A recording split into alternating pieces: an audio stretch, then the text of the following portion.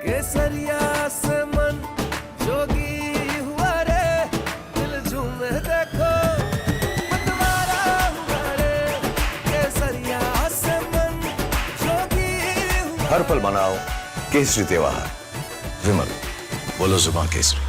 शुरू करते हैं आज का सबसे महत्वपूर्ण चैप्टर, जिस पर सुबह से ही सोशल मीडिया से लेकर गली नुक्कड़ चौराहों पर बहस गरमा रही है। सवाल सीधा है, अपनी सियासी भड़ास निकालने के लिए नेता विपक्ष राहुल गांधी क्या मर्यादा की लक्ष्मण रेखा लांघने लगेंगे?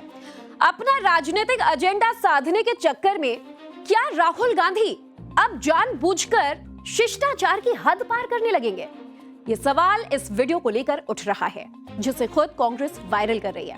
इस वीडियो में राहुल ने पीएम मोदी की विदेश नीति की आलोचना करते हुए इसमें इटली की प्रधानमंत्री जॉर्जिया मेलोनी को भी घसीट लिया। सोचिए, एक विदेश की बड़ी महिला नेता और उन पर बेहद अभद्र अंदाज में आपत्तिजनक टिप्पणी।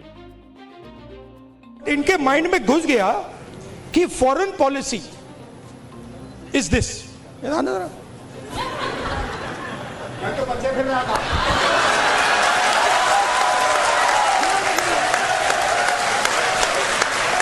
अब पता नहीं किसने डाला, कहां से घुसा कि भाई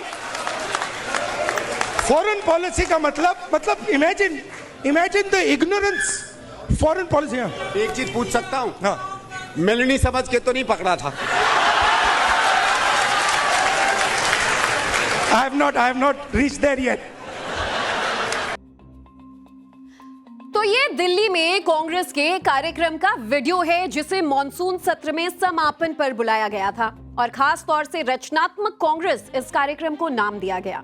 इस वीडियो को टीम राहुल ने रचनात्मकता के नाम पर ही वायरल भी किया। राहुल गांधी का ये वीडियो आपको किसी स्टैंड अप कॉमेडियन, शायद समय रैना के विवादित शो की याद दिला दे। इंडियाज गॉट लेटेंट शो, जिसके अश्लील और वल्गर कमेंट पर सुप्रीम कोर्ट ने भी बेहद सख्त रुख अपनाया था और टिप्पणी करने वाले पैनलिस्ट्स को कड़ी फटकार लगाई थी। इस शो के कंटेंट को लेकर देश भर में तीखी प्रतिक्रिया हुई थी, क्योंकि इसे सस्ती लोकप्रियता पाने के लिए भुनाया गया था। तो क्या अब ये मान लिया जाए कि इस बार के मॉनसून सत्र में संसद परिसर के अंदर कांग्रेस के तरह तरह के प्रदर्शन के तुरंत बाद इस वीडियो को वायरल करने का मतलब भी यही है? राहुल को अब कोई और रास्ता नहीं दिख रहा है, इसीलिए अपने और अपनी ही पार्टी के पॉलिटिकल एक्सेप्टेंस के लिए वो जानबूझकर सतही राजनीति पर उतर आए हैं। जिन विपक्षी पार्टियों के समर्थन से उन्हें नेता विपक्ष का पद मिला, उनके लिए भी राहुल को डिफेंड करना अब इतना मुश्किल होता जा रहा है। ये सर्वथा अनुचित है, गैरशालीन है, और ये मैं आज ही नहीं कह रहा हूं, मैं इस पर लिख रहा हूं लगातार कि क्या विरोध गरिमामय नहीं हो सकता, क्या प्रतिस्पर्धा शालीन नहीं हो सकती है। तो राहुल लोकसभा में नेता विपक्ष हैं। सोचिए, नेता विपक्ष का पद एक संवैधानिक और बेहद जिम्मेदारी वाला पद होता है और ऐसे ऊंचे पद पर बैठे व्यक्ति से अंतरराष्ट्रीय कूटनीति पर बेहद गंभीर भाषा की उम्मीद की जाती है। लेकिन राहुल गांधी ने यहां डिप्लोमेटिक प्रोटोकॉल को तोड़ा भी है। उनके मंच पर भारत के मित्र राष्ट्र इटली की महिला पीएम पर अशोभनीय टिप्पणी भी की गई। विदेशी पीएम पर ऐसा कटाक्ष परिपक्व राजनीति का लक्षण तो बिल्कुल नहीं है। और ऐसे ओछे कमेंट्स सोचे विदेशों में पहुंचेंगे तो भारत की छवि का और भारत की साख दोनों को कैसा धक्का लगेगा? क्या इस बारे में राहुल को नहीं सोचना चाहिए? नेता विपक्ष भी इससे बच ना पाएंगे। इटली जाएंगे, उनसे भी वहां पर इस मुद्दे को लेकर तीखे सवाल तो पूछे ही जाएंगे ना। कल नेता प्रतिपक्ष राहुल गांधी ने प्रधानमंत्री श्री नरेंद्र मोदी जी एवं भारत की विदेश नीति के प्रति जो टिप्पणी की है, वो अत्यंत निम्न स्तरीय और निंदाजनक तो है ही, मुझे व्यक्तिगत रूप से बहुत ही पीड़ा देने वाली भी है। तो देखिए, बीजेपी को मौका मिल गया है। बीजेपी कह रही है कि राहुल के मन में पीएम मोदी को लेकर गहरी कुंठा भरी हुई है। लेकिन सवाल यह कि राहुल गांधी कांग्रेस का पास्ट भी भुला देंगे क्या? उन्होंने कह तो दिया कि सिर्फ गले लगाना विदेश नीति नहीं होती है, लेकिन वो ये भूल गए कि पीएम मोदी को घेरने के लिए जो चक्रव्यूह रच रहे हैं, उसमें पहले कांग्रेस की ही किरकिरी हो जाएगी। पहले जरा इस वीडियो को देखिए, जिसे बीजेपी ने पलटवार में जारी किया और राहुल से पूछा है कि ये क्या है, और इस पर भी कुछ कह दें। इस वीडियो को क्यों भूल गए? ये भी तो गले लगने की डिप्लोमेसी है, और हग डिप्लोमेसी जिसे वो लेकर मजाक उड़ा रहे हैं। ये वीडियो आपको मैं बता देती हूं 7 मार्च 1983 का है। नई दिल्ली के विज्ञान भवन में आयोजित 7वें गुट निरपेक्ष आंदोलन शिखर सम्मेलन का। क्यूबा के राष्ट्रपति फिडेल कास्ट्रो ने इस सम्मेलन के दौरान तत्कालीन प्रधानमंत्री रहे इंदिरा गांधी को गले लगाया था, बेहद ही फॉर्मली, एक हग डिप्लोमेसी जैसे कह रहे हैं। और तब कास्ट्रो अचानक आगे बढ़े, इंदिरा गांधी कुछ पल के लिए चौंक भी गई, फिर वो आगे बढ़कर फिदेल कास्ट्रो के गले लगी। तब हॉल में मौजूद 100 से ज्यादा देशों के राष्ट्राध्यक्षों और प्रतिनिधियों ने इस गर्मजोशी भरे पल का तालियों की गड़गड़ाहट से स्वागत किया। 7 मार्च 1983 का ये वीडियो ऐतिहासिक बन गया। इसे दुनिया ने नाम दिया बेयर हग, अचानक गले लगने की डिप्लोमेसी। अब बीजेपी के नेता पूछ रहे हैं कि इस वीडियो पर मेलेनी वाली टिप्पणी क्यों नहीं करते राहुल गांधी। राहुल को अगर नहीं पता है कि पंडित नेहरू से लेकर इंदिरा गांधी, राजीव गांधी, मनमोहन सिंह तक कांग्रेस के प्रधानमंत्रियों ने गले लगने की डिप्लोमेसी को खूब आजमाया है और उससे भारत के पक्ष में ग्लोबल माहौल भी बनाया, तो हैरानी की बात है। मैं बारी बारी से सारी तस्वीरें आपको दिखा रही हूं और सब पर गौर करिएगा। सबसे जुड़ी एक से एक कहानियां भी हैं। अभी वक्त नहीं है उन कहानियों को आपको सुनाने का, लेकिन आप सोशल मीडिया से लेकर इतिहास के आईने में इन कहानियों को देख सकते हैं, परख सकते हैं, उसके इंपैक्ट का आकलन कर सकते हैं। पब्लिक डोमेन में अगर इन तस्वीरों पर ओछे कमेंट्स होंगे तो क्या राहुल गांधी बर्दाश्त कर पाएंगे?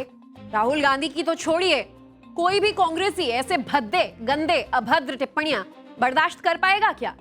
संदीप दीक्षित बर्दाश्त कर पाएंगे जो राहुल के गले उछलकर जा लगे? बिल्कुल नहीं। लेकिन मोदी विरोध की राजनीति में राहुल और उनकी कोर टीम ये भूल गई है कि तीर पलट कर भी आ सकता है। हैरानी तो इस बात पर है कि इस एक्ट पर कांग्रेस को अभी भी अफसोस नहीं है। वो इसे डिफेंड करने में लगे हुए हैं और अंदाज भी चोरी और फिर सीना जोरी वाला है। नहीं, मेरा ख्याल है कि लाइटर मूड में उन्होंने ऐसा कहा होगा, उसको सीरियसली लेने की आवश्यकता नहीं है और सबसे बचना चाहिए, ऐसी भाषा से बचना चाहिए। तो अपना राजनीतिक एजेंडा सेट करने के लिए भारत की कूटनीति को, देश की साख को दांव पर लगा दीजिए और फिर कहिए कि इसे सीरियसली लेने की क्या जरूरत है। देखिए कैसे राहुल गांधी ने ये सब कुछ किया और लाइटर मूड में ऐसा कहा। ये सब कांग्रेसी अभी कह रहे हैं, गजब तो है ही। ये इस तरह की सफाई देने के बाद भी कांग्रेस सोशल मीडिया पर वीडियो को प्रमोट कर रही है। यानी ये मान लिया जाए कि कांग्रेस नेतृत्व और उनके पूरे नेता भी लाइटर मूड में किसी भी महिला की मर्यादा पर कीचड़ उछाल सकते हैं। शायद इसीलिए आज तक राहुल गांधी को कोई भी सीरियस नेता के तौर पर नहीं लेता है और इसी बात ने बीजेपी को मौका दे दिया। वो राहुल के संस्कार और परवरिश पर सवाल उठाने लगी है। राहुल गांधी जी के लिए मैं इतना ही कहूंगा, मुंगेरी लाल के हसीन सपने। जनता ने जिनको 3 बार नकारा, अब वो गाली गलौज पर उतर आए हैं, ओछी राजनीति पर उतर आए हैं। राहुल गांधी जी की भाषा अमर्यादा और अहंकार से भरी नजर आती है। राजनीति में मतभेद लोकतंत्र का हिस्सा है, लेकिन अशोभनीय टिप्पणी, संवैधानिक पदों का अपमान, ये एक आदत सी बन गई है राहुल गांधी जी की। अब तो लगता है राहुल गांधी जी का पालन पोषण और संस्कार, इस पे प्रश्न चिन्ह उठने लगे हैं। तो देखिए, अब बीजेपी को मौका मिल गया है राहुल गांधी पर हमलावर होने का और बीजेपी के वरिष्ठ नेताओं से लेकर बीजेपी के तमाम नेता राहुल गांधी को एक स्टैंड अप कॉमेडियन की तरह समझने लगे हैं। और कहे भी क्यों ना, राहुल गांधी ने जिस मंच से जिन नेताओं के बीच देश के प्रधानमंत्री, और सिर्फ हमारे देश के प्रधानमंत्री नहीं, किसी और मुल्क के राष्ट्राध्यक्ष को भी उसमें घसीटा, वो भी महिला नेता को, तो राहुल की किरकिरी होना तय है। राहुल गांधी के मंच से जिस तरह जानबूझकर राजनीतिक नैतिकता को दांव पर लगाया गया, दुनिया को उस पर टिप्पणी करने का मौका मिला, क्या ये बुद्धिमानी है? कहां की बुद्धिमानी? ऐसी हरकतें नेतृत्व की परिपक्वता और गंभीरता पर सवाल उठाती हैं। हकीकत तो यह है कि कांग्रेस के दौर में भी व्यक्तिगत कूटनीति और गर्मजोशी का इस्तेमाल होता था। राहुल जी, मोदी ने इसे अपनी शैली का हिस्सा बना लिया। स्टाइल बना लिया जिसे हम एक हग डिप्लोमेसी कहते हैं। दुनिया के कई राष्ट्राध्यक्षों ने अपनी विदेश नीति को धार देने के लिए इसे अपनाया है, आजमाया है, और इसमें गलत क्या है? फ्रांस के राष्ट्रपति इमैनुअल मैक्रोन, इजराइल के प्रधानमंत्री बेंजामिन नेतन्याहू, यूरोपियन यूनियन के पूर्व अध्यक्ष जीन क्लाउड जंकर, अमेरिका के पूर्व राष्ट्रपति बराक ओबामा, अमेरिका के पूर्व राष्ट्रपति जो बाइडेन, जापान के दिवंगत प्रधानमंत्री शिंजो आबे को याद कर लीजिए, यूक्रेन के राष्ट्रपति जेलेंस्की, पश्चिम देशों के कई नेताओं से सार्वजनिक रूप से गले मिलते रहे हैं, और अब अफ्रीकी देशों के नेता भी पीएम मोदी की हग डिप्लोमेसी को फॉलो करते हैं। उदाहरण के तौर पर कीनिया के पूर्व राष्ट्रपति उहुरु केन्याटा को आप याद कर सकते हैं, रूस के राष्ट्रपति व्लादिमीर पुतिन और चीन के राष्ट्रपति शी जिनपिंग, जो आमतौर पर हैंडशेक पसंद करते हैं। कई मौकों पर ये दोनों नेता गले मिलते देखे गए हैं। कूटनीति के विशेषज्ञ मानते हैं कि जब दो शीर्ष नेता कैमरे के सामने गले मिलते हैं तो वो केवल उनकी व्यक्तिगत दोस्ती नहीं होती है, बल्कि दुनिया को ये संदेश देना होता है कि दोनों देशों के बीच संबंध बेहद गहरे और बहुत मजबूत हैं। वहीं राहुल मोदी सरकार के खिलाफ अपना राजनीतिक एजेंडा सेट करने के लिए इसे कितने गलत तरीके से खारिज करना चाहते हैं, इसका मजाक उड़ाना चाहते हैं। मोदी के गले लगने की विदेश नीति ने भारत के लिए आखिर क्या किया? नेता विपक्ष को अब चलिए ये भी हम गिना देते हैं। आज 38 से ज्यादा देशों के साथ भारत का फ्री ट्रेड एग्रीमेंट है राहुल जी। कांग्रेस की सरकार में सिर्फ 6 देशों, वो भी आसियान के देश, उन्हीं से हमारा फ्री ट्रेड होता था, एग्रीमेंट होता था। बुलेट ट्रेन प्रोजेक्ट के लिए भारत को बेहद सस्ती दर पर जापान ने आर्थिक मदद दी है। बेहद सस्ती का मतलब आप समझ रहे हैं, 0.1% इंटरेस्ट पर, यानी कि टोटल 1% भी नहीं, 0.1, यानी कि ये सिर्फ एक फॉर्मेलिटी के तौर पर इतना इंटरेस्ट दिया जा रहा है। जबकि जापान ने ताइवान को बुलेट प्रोजेक्ट में मदद की, लेकिन उसकी सस्ती डील नहीं मिल पाई। पाकिस्तान के प्रति खाड़ी देशों का रुख भी बदला और उसके पीछे भी गले लगने की ही डिप्लोमेसी है, जिसे लेकर पूरे पाकिस्तान के लोग अपनी सरकार को लानत मलानत करते हैं। इंडो पैसिफिक इलाके में, यानी कि साउथ ग्लोबल में आज भारत की धमक बनी हुई है और उसके पीछे मोदी की यह हग डिप्लोमेसी ही है। रूस ने भारत को अपना most advanced air defence system, यानी कि हमारा S-500 और मोस्ट एडवांस्ड फाइटर जेट, यानी कि Su-57 सुखोई 57 देने की पेशकश की। तो इसके पीछे भी मोदी की विदेश नीति ही है। रूस ने किसी भी देश को यह ऑफर नहीं दिया है आज तक। मोदी की विदेश नीति के फायदों की लिस्ट बहुत लंबी है। राहुल को हग डिप्लोमेसी का मजाक उड़ाने से पहले उन्हें भी बिना किसी पूर्वाग्रह के ढूंढना समझना चाहिए। बीजेपी तो लगातार कह रही है, दावे कर रही है कि अगले 30 सालों तक भारत में कांग्रेस की सरकार नहीं बनने वाली। कांग्रेस इस पर भी गौर कर ले। पार्टी तो 2014 से ही राहुल को पीएम पद का दावेदार बनाती रही है। 2018 में कांग्रेस वर्किंग कमेटी ने 2019 में चुनाव के लिए उन्हें आधिकारिक तौर पर पीएम उम्मीदवार घोषित किया और अब 2029 के आम चुनाव के लिए उन्हें इसी तरह से प्रोजेक्ट किया जा रहा है। राजनीति में कभी कभी गलतफहमी तो हो जाती है। कई बार नेताओं को लगता है कि जितनी अभद्र भाषा का इस्तेमाल करेंगे उतना वायरल होंगे। ऐसा लग रहा है कि जेन जी की विवादित रील्स को सियासी दलों ने खुद के लिए भी कारगर हथियार मान लिया है। लेकिन क्या इस तरह से वो पब्लिक एक्सेप्टेंस और वोट हासिल कर पाएंगे? संस्कृत का पुराना श्लोक, पुरानी कहानी है, पुनर्मुसिको भव। आपने हाई स्कूल की किताबों में इसे जरूर पढ़ा होगा। कम शब्दों में भी ज्यादा समझा जा सकता है। बाकी इस देश की पब्लिक से ज्यादा परिपक्व भला कौन हो सकता है? नेता विपक्ष राहुल गांधी और कांग्रेस पार्टी की भाषा के बाद चलिए अब बात कर लेते हैं झारखंड की, जेएसएससी जेपीएससी परीक्षाओं की भाषा की। तो झारखंड में आज हम आपको दिखाते हैं कि क्या हालात हैं। पाठशाला में छात्र आंदोलन से जुड़ी इस वक्त की बहुत ही अहम क्लास। आज रांची में छात्रों के आंदोलन का 21वां दिन है। छात्र अपनी मांगों को लेकर लगातार पिछले 21 दिनों से धरना स्थल पर मौजूद हैं, डटे हुए हैं। वो चाहते हैं कि पूरा सिस्टम रिहैश होना चाहिए, जड़ से सिस्टम में सुधार होना चाहिए और यही छात्रों की मांग भी है। पूरे मामले की जांच को लेकर अब झारखंड हाई कोर्ट में आज एक जनहित याचिका भी दायर की गई है।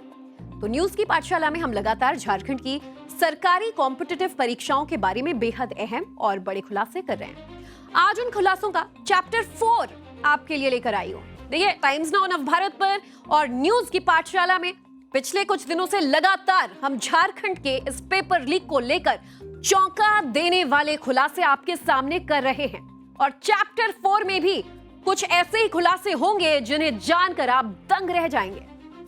धांधली की जांच कर रही सीआईडी की एक टीम ने कुछ और रिपोर्ट बनाई तो दूसरी टीम ने अपना अलग ही कंक्लूजन वाली एक रिपोर्ट सामने रख दी। जी हां, आप समझ रहे हैं इस पूरे मामले की गंभीरता को।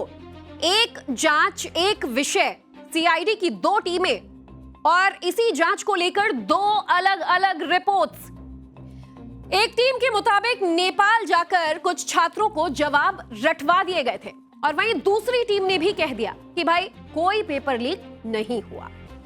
वाह, दोनों टीमों के जांच का आप अंतर देख रहे हैं। गेस पेपर और गेस वर्क के जरिए कुछ जवाब मैच हो गए, ये दूसरी टीम कह रही है। पेपर लीक हुआ ही नहीं। सीआईडी की एक रिपोर्ट को कभी सामने ही नहीं रखा जाता और दूसरी रिपोर्ट पर आंख बंद करके भरोसा कर लिया जाता है। यानी एक ही सीआईडी और 2 तरह की बातें। यही वजह है कि जेएसएससी सीजीएल 2024 को रद्द करने की मांग छात्र लगातार कर रहे हैं। आज न्यूज की पाठशाला में आपको दिखाऊंगी उन सारे सवालों की लिस्ट जो जेएसएससी सीजीएल 2024 की परीक्षा में पूछे गए और फिर वही सवाल कैसे एग्जाम शुरू होने से पहले छात्रों के बीच आउट हो चुके थे और सोशल मीडिया पर घूमने लगे। ये कथित पेपर आज मेरे पास, मेरे हाथ में है और जिस जेपीएससी के पूर्व चेयरमैन धांधली के आरोप में इस वक्त जेल में बंद हैं, उस जेपीएससी में एग्जाम के पेपर की क्वालिटी क्या थी, ये भी आपको दिखाऊंगी। झारखंड में सरकारी अधिकारी बनने के लिए मेंस के पेपर की हर लाइन में इतनी गलतियां, इतनी अशुद्धियां, जिसे देखकर सवाल उठता है कि भाई कौन से सब्जेक्ट एक्सपर्ट्स ऐसे पेपर तैयार कर रहे हैं जिन्होंने ये सवाल बनाए। सवालों से ज्यादा तो इसमें गलतियां नजर आ रही हैं और ये सारे फैक्ट्स के साथ हम आपको दिखाने वाले हैं कि किस तरीके से पेपर लीक में जो क्वेश्चंस सामने आए उन्हीं क्वेश्चंस में इतनी ज्यादा गलतियां देखी गई। बहरहाल फिलहाल रांची से हमारे संवाददाता हैं अभिषेक राज, जो लगातार इस पूरे मामले को कवर कर रहे हैं और पिछले कई दिनों से रांची में मौजूद हैं। अभिषेक, रोजाना जेपीएससी जेएसएससी को लेकर न्यूज की पाठशाला में कई बड़े और चौंका देने वाले खुलासे हो रहे हैं, लेकिन आज जो हम खुलासा कर रहे हैं कि कैसे एक ही टीम जो जांच करती है 2 अलग अलग तरीके के रिपोर्ट सामने आते हैं और इसीलिए छात्र लगातार ये मांग कर रहे हैं कि 2024 का जो पेपर है वो रद्द होना चाहिए। सरकार को क्या दिक्कत है कि पेपर रद्द करना तो दूर की बात, इस मांग को अनसुनी किया जा रहा है। देखिए, पहले दिन से ही जिस दिन से छात्र आंदोलन पर बैठे, अनशन पर बैठे हैं, उनकी डिमांड है कि जेपीएससी और जेएसएससी में जो धांधली हुई है, जो गड़बड़ियां हुई हैं, उसकी सीबीआई से जांच हो। इसके पीछे का कारण यह है कि जब सीआईडी की इन्वेस्टिगेशन हो रही है या इससे पहले जो इन्वेस्टिगेशन हुई थी उसमें कहीं ना कहीं छात्रों का जो भरोसा है वो खोता जा रहा है। पिछली बार जो सीआईडी की इन्वेस्टिगेशन हुई थी उसमें जो एक टीम इन्वेस्टिगेट कर रही थी, जो सीजीएल मामले की इन्वेस्टिगेशन चल रही थी, उस टीम को ही बदल दिया जाता है। इसके अलावा जो केस डायरी जो है जिसमें सारे जो फैक्ट्स रखे जाते हैं, उन फैक्ट्स को भी अच्छे तरीके से पेश नहीं किया जाता है। उसमें भी कहीं ना कहीं एक तरीके से कहें जो मेजर फैक्ट्स हैं उनको दरकिनार किया जाता है। इसके अलावा जेपीएससी में आप सोचिए कि जो एग्जामिनेशन लेने वाली कंपनी है टीडीपीएल और जिसका मार्केटिंग मैनेजर इस वक्त गिरफ्तार है, उसको समझिए अभय तिवारी किस तरीके से ये पूरा सिंडिकेट चलाता है। क्वेश्चंस की क्वालिटी आप देखिए कि जो छात्र गैजेटेड ऑफिसर बनने के लिए एग्जाम देते हैं उस क्वेश्चन में जिस तरीके से मिस्टेक्स हैं, जो अनियमितताएं बरती गई हैं, वो 5वीं, 6वीं और 7वीं क्लास के हिंदी के जो बच्चे हैं वो तक उसको सही कर पाएंगे। आप सोचिए इस तरीके से जो क्वेश्चन उसको सेट किया गया है।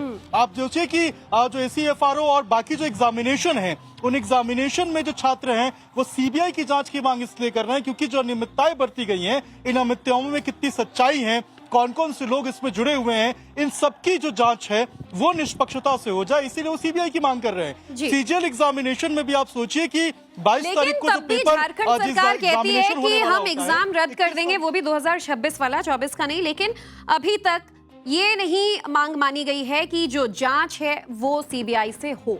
अभिषेक, ये जो लगातार हम क्वेश्चंस दिखा रहे हैं, ये छात्रों के पास से मैसेजेस हमारी टीम को मिले हैं और हमारे पास उसका एक्सक्लूसिव डेटा भी है।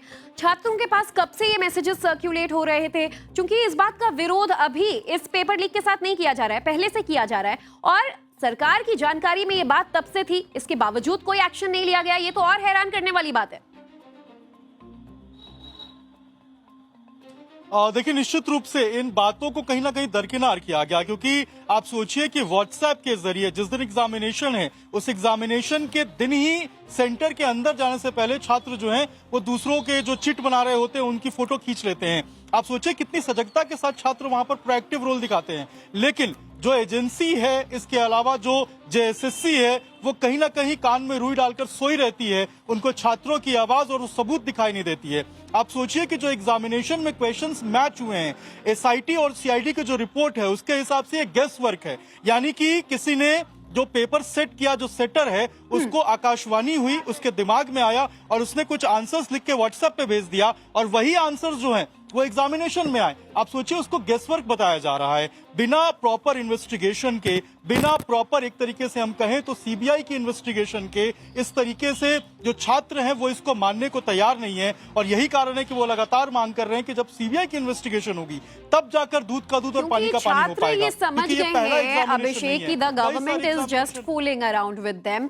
आप सोचिए, आप खुद जब बता रहे हैं कि ये क्वेश्चंस जब सर्कुलेट होते हैं तो ये दलील दी जाती है कि गेस वर्क की वजह से हो सकता है तुक्के में छात्रों का जो आंसर है वो मैच हो गया हो, लेकिन उसकी फ्रीक्वेंसी इतनी ज्यादा, इतने सारे क्वेश्चंस मैच हो, इतने सारे छात्रों के क्वेश्चंस मैच हो, या छोटा बच्चा समझा है सरकार ने इन तमाम स्टूडेंट्स को?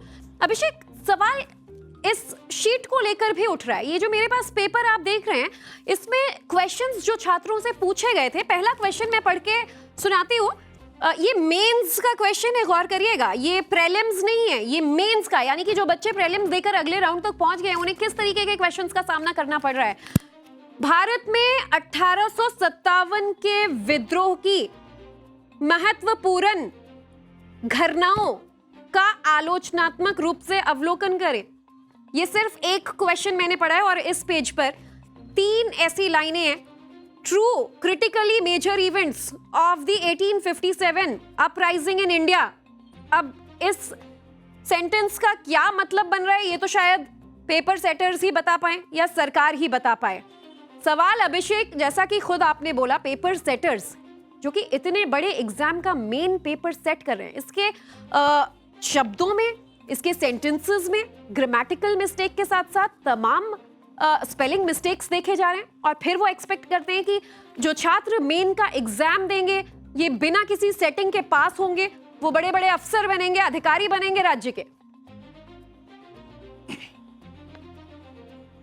देखिए, टीडीपीएल एजेंसी को सर्वे सर्वा काम मिला था इस जेपीएससी के एग्जामिनेशन में।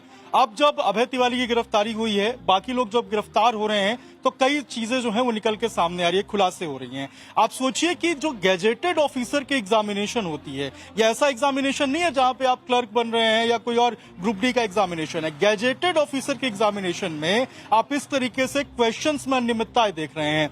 आप सोचिए कि 8वीं 9वीं क्लास की जो छात्र हैं हिंदी के, वो शायद इतने शुद्ध रूप से हिंदी लिख पाए जो इस क्वेश्चन पेपर में नहीं हो। एक बार एक जगह पर कोई स्पेलिंग मिस्टेक हो, प्रिंटिंग मिस्टेक हो, समझ में आता है कि वो मिस्टेक है, 2 बार वो समझ में आता है, 3 बार वो समझ में आता है। पूरे पेपर में अगर आप देखिए तो इतने सारे मिस्टेक, आखिर वो एजेंसी कैसे काम कर रही थी? आप गैजेटेड ऑफिसर का एग्जाम ले रहे हैं, आप झारखंड सरकार के उन कर्मचारियों का हिसाब ले रहे हैं, एग्जाम ले रहे हैं जो झारखंड को चलाएंगे। आप किस तरीके से ऐसे एग्जामिनेशन कंडक्ट करा सकते हैं? ये उस शैली पे सवाल है, ये उन तमाम लोगों पे सवाल है जिन लोगों ने इसको सेट किया है, और उन तमाम एजेंसियों पे सवाल है, चाहे जेएसएससी क्यों ना हो, कि आखिर आपने इनको कैसे एग्जामिनेशन कंडक्ट कराने दिया? आखिर ऐसी अनियमितताएं, इतनी गड़बड़ियां कैसे हो सकती हैं एक गैजेटेड ऑफिसर के एग्जाम में? जी, और इसीलिए अब सवाल उठने लगे हैं अभिषेक, इन क्वेश्चन पेपर्स को लेकर भी, इन्हें सेट करने वालों पर भी, और सबसे बड़ा सवाल तो झारखंड सरकार पर भी। 2024 का एग्जाम तब भी सरकार रद्द करने के लिए तैयार नहीं है। देखिए, अब वक्त है इन कागजों को आपको समझाने का।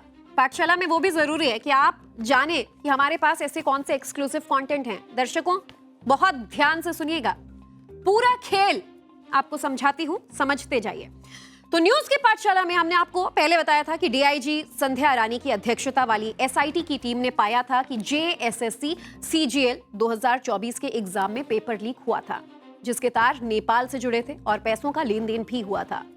और फिर अचानक टीम बदल दी गई थी और डीआईजी चंदन झा को इसका जिम्मा सौंप दिया गया था, जिन्होंने अपनी रिपोर्ट में लिखा कि जो 28 लोग नेपाल गए हैं, उन्हें अगर ये पेपर शीट मिला होता तो सबके जवाब सामान्य होते। उसमें ये कहा गया कि शायद तुक्के की वजह से, बिना चीटिंग की वजह से थोड़े बहुत आंसर्स मेल खा गए होंगे। आप सोचिए कैसा बेतुका जवाब डीआईजी की तरफ से दिया जा रहा है। और फिर जांच होती है, सीआईडी की जांच। सीआईडी की पहले जो टीम जांच कर रही थी, उसने पाया कि 150 में से 120 सवाल आउट हुए थे और परीक्षा से पहले ही अभ्यर्थियों को दे दिए गए थे। लेकिन सीआईडी की दूसरी टीम ने कहा कि कुछ सवाल ही मैच हुए, तो ये मामला एक रैंडम गेस वर्क का है। अब आप मुझे बताइए, कौन सा ऐसा महामानव है जो परीक्षा में आने वाले सवालों का इतना सटीक गेस कर ले, और वो भी एक नहीं, दो नहीं। झारखंड की अपनी एजेंसी के मुताबिक 150 में से 120 सवाल कोई भी रैंडम स्टूडेंट रैंडमली आंसर देता है, गेस वर्क यानी तुक्का भी लगाता है, तो 150 में से 120 सवाल एकदम करेक्ट कैसे गेस कर सकते हैं? तो ये कोई सुपर पावर वाला सुपर हीरो ही हो सकता है।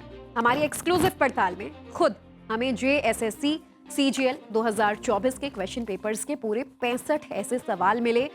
आरोप है कि जो परीक्षा से पहले ही आउट हो गए थे, जो सवाल परीक्षा में पूछे गए। और मेरे पास वो क्वेश्चंस की लिस्ट भी है कि किस तरीके से समय से पहले ही वो क्वेश्चंस जो हैं आउट हुए थे। ऐसे 65 सवाल हैं मेरे पास, और उनके सही जवाब वाला ऑप्शन पहले ही व्हाट्सएप पर वायरल होने लगा। तमाम कथित स्क्रीनशॉट्स आज मेरे पास मौजूद है। तो आपको सबसे पहले हम बताते हैं कि जेएसएससी और सीजीएल 2024 की परीक्षा जो 21 और 22 सितंबर को हुई, और फिर 22 सितंबर वाली परीक्षा सुबह 8:30 बजे से शुरू हुई। 3 सेट में पेपर आए। अब उससे एक दिन पहले यानी कि 21 सितंबर 2024 का ये वायरल चैट देखिए आप। रात 11 बजे से इस चैट में एक एक करके मैसेजेस दिखाई दे रहे हैं और सारे मैसेजेस इसमें नजर आ रहे हैं। Operating system, magnetic disk, Bhuria committee, hockey, none of the above, ये तमाम आंसर्स लिखकर व्हाट्सएप पर भेजा जा रहा था। और ये सब तब हो रहा था जब पेपर लीक की आशंका को रोकने के लिए परीक्षा के दौरान पूरे झारखंड राज्य में मोबाइल, इंटरनेट और डेटा सेवाएं अस्थायी रूप से बंद रखी गई थी। आप सोच रहे हैं, आप समझ रहे हैं कि कितना बड़ा खेल चल रहा था। लेकिन धांधली करने वाले सरकार से एक कदम आगे निकले। एक दिन पहले ही आंसर की रटवा दी गई। और अब सबसे बड़ी बात, जब हमने इन सारे वायरल चैट्स को मेन क्वेश्चन पेपर से मिलाया तो हमें मिला कि लगभग 65 सवालों में वही हूबहू ऑप्शंस थे जो व्हाट्सएप की वायरल चैट में परीक्षा से पहले फॉरवर्ड हुए थे। आरोप है कि अभ्यर्थियों से कहा गया कि बस इन ऑप्शंस को आप रट लो। और बहुत मुश्किल नहीं होता है, क्योंकि आपको 4 ऑप्शंस दिए जाते हैं। आपने एक ऑप्शन पहले ही रट लिया है तो अगले दिन पेपर में जब सामने चारों ऑप्शंस होंगे तो छात्रों के जहन में आंसर कहीं ना कहीं पहले से फीडेड होगा। तो आप इनकी चालाकी देखिए, क्योंकि अगले दिन इंटरनेट बंद रहेगा, मोबाइल डेटा बंद रहेगा, तो एक दिन पहले ही पूरा खेल हो जाता है। वहीं ओएमआर शीट में इन आंसर्स को बस भरना है। एक बार देखिए कि कौन कौन से सवाल और उनके ऑप्शंस बिल्कुल मैच हो रहे हैं। तो जो मेन क्वेश्चन पेपर है उसमें पूछे गए 5वें सवाल का सही जवाब था ऑप्शन ए, पार्ट 9, और जो जवाब व्हाट्सएप पर वायरल किया गया वो भी था आंसर 9 यानी कि पार्ट 9। सवाल 107 का जवाब था ऑपरेटिंग सिस्टम, जो जवाब व्हाट्सएप पर वायरल किया गया, और वो भी था ऑपरेटिंग सिस्टम। सवाल 91वां जवाब सॉफ्टवेयर, जो जवाब व्हाट्सएप पर वायरल किया गया वो भी था सॉफ्टवेयर। सवाल 145 का जवाब भूरिया कमेटी, और जो जवाब वायरल हुआ वो भी था भूरिया कमेटी। ऐसे ऐसे करके सवाल नंबर 20, सवाल नंबर 106, क्वेश्चन नंबर 110, 108, 145, 111, 112, 127, 119, 139, 143, 121, 118, 28, 27, ऐसे पूरे 65 सवाल मैच हुए। मतलब बताइए, अगर ये हाल है तो बच्चों की मांग कहां से गलत है? क्यों नहीं जेएसएससी सीजीएल 2024 की परीक्षा रद्द की जाए? अगर 14वीं जेपीएससी धांधली की वजहों के कारण रद्द हो सकती है तो जेएसएससी की परीक्षा क्यों नहीं रद्द की जा सकती? छात्रों का आरोप है कि ये सारी जानकारी प्रशासन और सरकार को हमने बहुत पहले दे दी थी। ये सारे कागज बार बार फ्लैग किए जा रहे थे लेकिन किसी ने ध्यान नहीं दिया। और अब आपको एक गजब की चीज दिखाती हूं, देखकर आपको भी अपना माथा पकड़ना पड़ेगा। आपको जेपीएससी के मेंस परीक्षा का क्वेश्चन पेपर दिखाती हूं, और ये है जेपीएससी की एसीएफ एग्जाम मेंस परीक्षा का प्रश्न पत्र, यानी कि असिस्टेंट कंजर्वेटर ऑफ फॉरेस्ट। देखिए, ये वही पद है जिसके लिए आरोप है कि 30 से 35 लाख रुपए का रेट कार्ड तय किया गया था। ये उसी का पेपर है और इसी साल 4 अप्रैल को ये पेपर हुआ था। तो आप बस इसकी अशुद्धियां देखते जाइए कि ये जो मेंस का क्वेश्चन पेपर सेट हुआ था ना, इसमें नीचे से पहला क्वेश्चन है और ये जो आप देख रहे हैं पिंक में हमने मार्कर से फिलहाल मार्क किया हुआ है, यहां से तो अशुद्धियां शुरू हो रही हैं। जैसे जैसे आप आगे बढ़ेंगे पूरा खेल समझ लेंगे कि इतने बड़े लेवल के एग्जाम के लिए आप देखिए, ये आप पिंक में जितनी भी मार्किंग देख रहे हैं ना हाईलाइटेड, ये तमाम अशुद्धियां हैं एक क्वेश्चन पेपर में, और ये है जेपीएससी मेंस का एग्जाम। और इन अशुद्धियों के बारे में मैं आपको बताती हूं। सबसे पहले पेज पर महत्वपूर्ण गलत लिखा है, घटनाओं गलत लिखा है, राष्ट्रीय गलत लिखा है, प्रारंभिक की स्पेलिंग गलत छपी हुई है, टिप्पणी, स्तरीय, भंडार, उल्लेख, देखते जाइए ये तमाम शब्द सही से छप ही नहीं पाए, सब कुछ गलत लिखा हुआ है। और जब हमने गिना तो 200 नंबर के जनरल स्टडीज के पेपर में पूरी 30 अशुद्धियां मिली। दूसरे सेट के पेपर में 49 वर्तनी की अशुद्धियां मिली हैं। सोच रहे हैं 49, लगभग 50 के करीब गलतियां। तो अभिषेक हमारे साथ मौजूद हैं। अभिषेक, देखिए रांची में आप लगातार मौजूद हैं और जब आप स्टूडेंट्स से बात कर रहे हैं तो स्टूडेंट्स कहते हैं कि हमारी ये लड़ाई आज की नहीं है। 2 साल पहले ये मेंस के पेपर, ये वर्तनी की अशुद्धियां हम दिखा रहे हैं, हम दंग हैं, देश दंग है। पाठशाला का कोई नॉर्मल स्टूडेंट भी शायद ये स्पेलिंग्स कायदे से लिख पाए, लेकिन भैया कौन है वो पेपर बनाने वाले लोग, इतना बड़ा एग्जाम कंडक्ट कराने वाले सेटर्स जो इतनी सारी गलतियों के साथ एक एग्जाम का मेंस पेपर छाप देते हैं? देखिए, ये एसीएफ का यानी कि असिस्टेंट कंजर्वेटिव ऑफ फॉरेस्ट एक गैजेटेड ऑफिसर होता है और उसका ये क्वेश्चन पेपर है और ये डिस्क्रिप्टिव क्वेश्चन पेपर है। ऐसा नहीं है कि ऑप्शनल है। इसमें छात्र जो है वो कड़ी मेहनत करते हैं, इसमें लंबी लंबे आंसर्स लिखने पड़ते हैं, कई दिनों की मेहनत होती है, कई सालों की बेकायदा छात्रों की मेहनत होती है। एक एक शब्द, एक एक लाइन, एक एक वर्तनी को बार बार चौकसी से छात्र देखते हैं, समझते हैं और फिर उनका मूल्यांकन होता है और फिर रिजल्ट तैयार होता है। आप सोचिए कि जो सवाल बना रहा है, मैं बार बार इस बात को क्यों कह रहा हूं, क्योंकि एक ऑफिसर के एग्जामिनेशन में जो झारखंड के भविष्य को तय करेंगे, जो झारखंड की एक तरीके से हम कहें तो भविष्य है, उनके एग्जामिनेशन में आप इतना बड़ा किस तरीके से अनियमितताएं बरत सकते हैं। स्पेलिंग मिस्टेक हो, प्रिंटिंग मिस्टेक हो, वो एक जगह समझ में आती है, 2 जगह समझ में आती है, 3 जगह समझ में आती है, मैक्स टू मैक्स मैं कहता हूं चाहे वो पूरे पेपर में 10 जगह हो। इतनी ज्यादा इस तरीके से क्या आपने क्रॉस चेक नहीं किया, क्या आपने वेरीफाई नहीं किया? ऐसा इसलिए है क्योंकि जो श्वेता गुप्ता हैं, आप याद कीजिए, जो अभी एफआईआर निकल के सामने आई है और टाइम्स नाउ भारत और न्यूज की पाठशाला में जो हमने चलाया है, उन्होंने साफ तौर पे कहा है कि बिना किसी निविदा के यानी बिना किसी टेंडरिंग के जो टीडीपीएल है उसको टेंडर दे दिया गया और किसी भी तरीके से उसकी जांच नहीं की गई, नॉमिनेट किया गया। तो आप सोचिए, जब नॉमिनेट करेंगे, जब फायदा पहुंचाएंगे, जब इस तरीके से किसी को प्रोत्साहित करेंगे तो यही हाल होगा। और यही कारण है कि छात्र हैं वो अनशन पर बैठे हुए हैं, 21 दिन से यहाँ पर बैठ के इंतजार कर रहे हैं कि कब उनकी मांग 21 दिन से और आगे कितने दिन ये अनशन चलेगा भैया, ये तो हेमंत सोरेन जाने, क्योंकि हम खुद कागजों के साथ पेपर लीक से जुड़े सबूत और ये गलतियां सब कुछ दिखा रहे हैं। ऐसे में छात्रों की मांग कितनी जायज है, इसका आकलन तो देश की जनता खुद ही कर सकती है। अभिषेक, शुक्रिया आपका इस पूरी जानकारी के लिए। यानी कि देखिए, एक तो पेपर गलत, फिर उसी गलत पेपर को छापने के लिए TDPL को ये दे दिया गया, जिसने घोटालों का नया इतिहास लिख दिया। हर लेवल पर धांधली हुई, हर लेवल पर। पहले लेवल पर JPSC की प्रारंभिक परीक्षा यानी PT में फर्जीवाड़ा हुआ। अभ्यर्थियों से OMR शीट में गोले खाली छुड़वाए गए। बाद में श्वेता गुप्ता और कर्मचारियों के जरिए ओरिजिनल OMR निकालकर सही उत्तर उसमें भर दिए गए और फिर रेट रखा गया 8 लाख से 10 लाख प्रति सीट। दूसरे लेवल का समझिए, मुख्य परीक्षा यानी मेंस का कैसे फर्जीवाड़ा हुआ।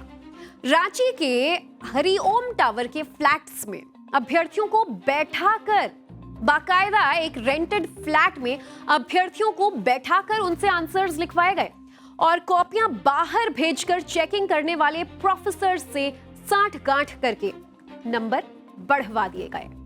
40 से 50 कैंडिडेट्स इसके लिए 1 करोड़ 10 लाख रुपए देने के लिए तैयार थे और उनसे लिए भी गए। अब तीसरा लेवल यानी कि इंटरव्यू में कैसे फर्जीवाड़ा हुआ ये भी समझिए। बोर्ड मेंबर्स और अध्यक्ष के जो कथित निर्देशों पर चुनिंदा अभ्यर्थियों को मनपसंद या गलत नंबर्स दिए गए। CDPO और FRO की परीक्षा के लिए 10 से 20 लाख तक का रेट रखा गया। धांधली करके अकूत पैसा बनाने वाले कुछ लोग फिलहाल जेल में हैं, तो कुछ अभी बाहर हैं। लेकिन सवाल यह है कि उन लाखों युवाओं के सालों की तपस्या, उनके माँ बाप के पसीने की कमाई और टूटते सपनों का हिसाब कौन देगा? तो इसीलिए न्यूज की पाठशाला में ये क्लास तब तक चलती रहेगी जब तक हर एक सच पूरी निडरता से कागजात और सबूतों के साथ सामने नहीं आ जाता। क्योंकि ये सिर्फ कुछ परीक्षाओं का मामला नहीं है, ये इस देश के युवाओं के विश्वास और स्वाभिमान की लड़ाई है। और पाठशाला में अब अगली क्लास की तरफ बढ़ते हैं। टूटते पाकिस्तान की बात। कहते हैं कि जो मकसद युद्ध से हासिल नहीं होता वो कूटनीति से हासिल हो सकता है। भारत ने पाकिस्तान के खिलाफ जो कूटनीतिक कदम उठाया है उसकी काट पाकिस्तान को ढूंढने नहीं मिल रही थी। आज से 15 महीने 28 दिन पहले यानी कि 23 अप्रैल 2025 को भारत ने सिंधु जल समझौते को स्थगित करने का आधिकारिक ऐलान किया। तब से पाकिस्तान पानी के लिए बिलबिला रहा है। छटपटाहट ऐसी है कि अपने स्वतंत्रता दिवस के दिन भी पाकिस्तान के प्रधानमंत्री शहबाज शरीफ पानी वाली इस कूटनीतिक धुलाई का रोना रोना नहीं भूले। सिंधु जल समझौता स्थगित होने के बाद पिछले 448 दिनों में पाकिस्तान खून के आंसू रो रहा है, ये दुनिया देख रही है। शहबाज शरीफ को इस बात की पीड़ा इतनी ज्यादा है कि उनके आजादी वाले दिन भी वो पीड़ा उनके जश्न पर भारी दिखी। रंग में भंग जो पड़ गया और फिर वही गीदड़ भभकी जो पाकिस्तान पिछले 15 महीनों से दे रहा है। शहबाज शरीफ ने कहा कि पाकिस्तान के पानी की एक एक बूंद हमारी रेड लाइन है। अगर भारत सीधे रास्ते पर ना आया तो उसे सीधा जवाब देंगे। ये भारत को जवाब देने की बातें कह रहे हैं और इससे पहले पाकिस्तान भारत के इस फैसले को एक्ट ऑफ वॉर पहले ही बता चुका है। पानी के लिए युद्ध की बात कह चुका है। पाकिस्तानी न्यूज चैनलों पर बैठने वाले एक्सपर्ट्स तो चिनाब नदी पर बने बांधों को मिसाइल से उड़ाने की भड़काऊ बातें भी करते रहे। लेकिन मजाल है कि मुनीर की आर्मी एक कंकड़ भी भारत की तरफ उछालने का दम दिखा पाए, क्योंकि पहलगाम हमले के बाद ऑपरेशन सिंदूर की मार पाकिस्तान अभी तक भूला नहीं है और शायद कभी भूल भी नहीं पाएगा। हमारी ब्रह्मोस मिसाइलों ने पाकिस्तान में 20 जगहों पर हाहाकार मचा दिया था और पाकिस्तान की मिसाइल तो छोड़िए, एक ड्रोन भी भारत की धरती को छू तक नहीं पाया। लेकिन बेशर्मी में अव्वल पाकिस्तान के प्रधानमंत्री अपनी जनता से ये झूठ बोलकर तालियां बजवा रहे हैं कि ऑपरेशन सिंदूर में पाकिस्तान ने भारत को शिकस्त दे दी। लेकिन पाकिस्तान पर भारत की इस कूटनीतिक मार का क्या असर हो रहा है, पहले तो ये आप पाकिस्तानी अखबार की हेडलाइन देखिए, आप शायद खुद ही समझ जाएंगे। इंडिपेंडेंस रन्स ड्राई, यानी आजादी पर मंडराता सूखा। इस हेडलाइन से पाकिस्तान के अखबार द न्यूज इंटरनेशनल में 13 अगस्त को एक आर्टिकल छपा, जिसमें पॉलिसी एनालिस्ट और रिसर्चर सोहा निसार ने लिखा कि पाकिस्तान की 80% खेती और हाइड्रो पावर सिंधु नदी के पानी पर डिपेंडेंट है। उन्होंने दावा किया कि आजादी के समय पाकिस्तान में हर व्यक्ति के लिए सालाना लगभग 5000 क्यूबिक मीटर पानी उपलब्ध था और आज वो आंकड़ा लगभग 1000 हो गया है। इस लेख में सोहा निसार ने शाहबाज सरकार को नसीहत दी कि पानी के मामले में जवाबदेही के लिए पाकिस्तान का पक्ष अंतर्राष्ट्रीय स्तर पर तभी मजबूत होगा जब वो अपने देश में भी पानी के मैनेजमेंट को बेहतर बना पाएंगे। ये कड़वा सच बताकर पाकिस्तानी रिसर्चर ने खुद अपनी सरकार की वाटर कंजर्वेशन पॉलिसी पर सवाल खड़े कर दिए। मतलब सिंधु जल संधि स्थगित होने के बाद भी सिंधु नदी में इतना पानी बहता है कि अगर पाकिस्तान उस पानी को संजोने का सिस्टम विकसित कर ले तो उसे इस तरह से पानी के लिए रोना धोना नहीं पड़ेगा। अंतर्राष्ट्रीय विशेषज्ञों की रिपोर्ट्स भी आपको बता देते हैं, जिसके मुताबिक पाकिस्तान को पानी की जितनी किल्लत सिंधु जल संधि के स्थगित होने से हो रही है, उससे ज्यादा किल्लत खुद उसके पुअर इंफ्रास्ट्रक्चर एंड मिसमैनेजमेंट, यानी खराब इंफ्रास्ट्रक्चर और कुप्रबंधन की वजह से होता है।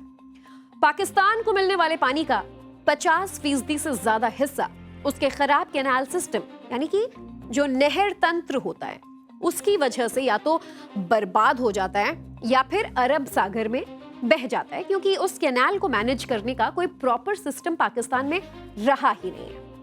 यानी खामी पाकिस्तान के अपने वाटर मैनेजमेंट में है और दोष पड़ोसी भारत को देना है। जिस सिंधु जल संधि के स्थगन को पाकिस्तान नाइंसाफी बता रहा है, जम्मू कश्मीर के मुख्यमंत्री उमर अब्दुल्ला उसे असल इंसाफ बता रहे हैं। सुनिए। शुक्र है। तो सिंधु जल संधि को लेकर शाहबाज शरीफ की छटपटाहट इसीलिए भी है क्योंकि पाकिस्तान में अकाल का रेड अलर्ट जारी हो गया है। इसका कारण है सिंधु नदी में पानी की भारी किल्लत, जिसका असर पाकिस्तान के सिंध प्रांत के सिंचाई नेटवर्क के आंकड़ों में साफ नजर आता है। आप देखिए कि सिंध की जो नॉर्थ वेस्ट नहर को पहले 4260 क्यूसेक पानी मिलता था, अब 2100 क्यूसेक पानी इसे मिल रहा है। सिंध के राइस नहर को पहले 8700 क्यूसेक पानी मिलता था, अब 5300 क्यूसेक पानी मिल रहा है। दादू नहर है, इसको 5997 क्यूसेक पानी मिलता था और अब सिर्फ 860 क्यूसेक पानी मिल रहा है। सिंध की नारा नहर में 13037 क्यूसेक पानी छोड़ा जाता था और अब ये लगभग 8820 क्यूसेक हो गया है। और कोटरी बराज को पहले 26900 क्यूसेक मिलता था, जो अब घटकर सिर्फ 11905 क्यूसेक पानी मिलने लगा है। यानी सिंध की सभी नहरों के कोटे में औसतन करीब 52% कटौती हो गई है और इसीलिए शाहबाज शरीफ को पाकिस्तान में अकाल और भुखमरी का डर सताने लगा। यानी इस बलोच लड़की ने आज पाकिस्तान की आजादी का जश्न नहीं मनाया, इस लड़की ने यहां ब्लैक डे मनाया। इसने पाकिस्तान के झंडे को आग के हवाले कर दिया, जो हम आपको दिखा नहीं सकते। लेकिन इस लड़की ने बलूचिस्तान का नया झंडा लहराया, देखिए तस्वीरों में, और इसके बाद भारत का तिरंगा चूमकर ये संदेश दिया कि उन्हें पाकिस्तान से आजादी चाहिए और भारत उनका दोस्त है। यही हाल पीओके में देखने को मिलता आया है। आज पीओजेके में पाकिस्तान से आजादी के नारे लगे। एक रैली आयोजित की गई जिसमें वहां की राजनीतिक पार्टी जेएएसी ने एक ऐसा ऐलान किया, सुनकर शाहबाज शरीफ के पसीने छूट गए होंगे। पीओके के लोगों ने ऐलान कर दिया कि वो अब से पाक सरकार को ना बिजली, ना पानी का बिल भरेंगे, ना ही इनकम टैक्स देंगे। पहले तो सुनिए इन लोगों की बातें। तो आज पीओके के लोगों ने जम्मू कश्मीर से अपने इलाके की तुलना की। JAAC यानी जम्मू कश्मीर जॉइंट अवामी एक्शन कमेटी के नेताओं ने कहा कि जम्मू कश्मीर में 6 ऐसे आधुनिक अस्पताल हैं कि वहां के मरीजों को दिल्ली जाने की जरूरत नहीं पड़ती, लेकिन पीओके के सभी अस्पताल मरीजों को रावलपिंडी और इस्लामाबाद के अस्पतालों में रेफर कर देते हैं। हम आपको वो बयान भी सुनवाएं, उससे पहले एक कश्मीर की 2 तस्वीरें देख लीजिए। एक तरफ जम्मू कश्मीर में तिरंगा लहरा रहा है और दूसरी तरफ पीओके में लोग सड़क पर प्रदर्शन कर रहे हैं। यहां जम्मू कश्मीर में लोग देशभक्ति के नारे लगा रहे हैं, तो वहां पीओके में लोग आजादी मांग रहे हैं। जम्मू कश्मीर में लोग खुशहाल हैं, पीओके में लोग बुनियादी सुविधाओं के अभाव में बदहाली की जिंदगी जी रहे हैं। तो सोचा है कभी, अब हम आपको दिखाते हैं आज प्रसिद्ध विश्व प्रसिद्ध बृहदेश्वर मंदिर के बारे में बताएंगे, जो तमिलनाडु के तंजावुर में है। इसे राजराजेश्वर मंदिर भी कहते हैं। मंदिर 1003 से 1010 ईस्वी के बीच महान चोल सम्राट राजराज चोल प्रथम ने बनवाया था। इसे द्रविड़ वास्तुकला शैली में विशाल ग्रेनाइट पत्थरों से बनाया गया है। विशाल नंदी और भव्य गोपुरम इसे बेहद खूबसूरत बनाते हैं। मंदिर को यूनेस्को विश्व धरोहर की लिस्ट में शामिल किया गया है, लेकिन मंदिर की एक और खासियत है जिसके बारे में बहुत कम लोगों को पता है। दरअसल इस मंदिर के बाड़े की उत्तरी दीवार पर एक महत्वपूर्ण शिलालेख है। इसमें मंदिर में काम करने वाले और सहायता पाने वाले लोगों का पूरा ब्यौरा दर्ज है। शिलालेख में उनकी मजदूरी, काम और नाम का उल्लेख है। दीवार पर 600 से ज्यादा नाम शामिल हैं, जिसमें पुजारियों के नाम, दीप जलाने वाले, धोबी, दर्जी, जौहरी, कुम्हार, बढ़ई, पवित्र छत्र उठाने वाले से लेकर संगीतकार और नृत्य करने वालों तक का जिक्र है। मंदिर से जुड़े इन लोगों को जमीन या फसल के रूप में मजदूरी दी जाती थी। बताते हैं कि मंदिर में ये सेवाएं आमतौर पर पार्ट टाइम हुआ करती थी। यानी 1000 साल पुराना ये मंदिर सिर्फ अपनी भव्यता की नहीं, श्रम के सम्मान के लिए भी बहुत महत्वपूर्ण है। तो देखिए, न्यूज की पाठशाला में आज फिलहाल घंटी बज चुकी है। अब हम आपसे फिर मिलेंगे कब? तो कल आपसे फिर होगी मुलाकात। तब तक के लिए टेक केयर, गुड बाय।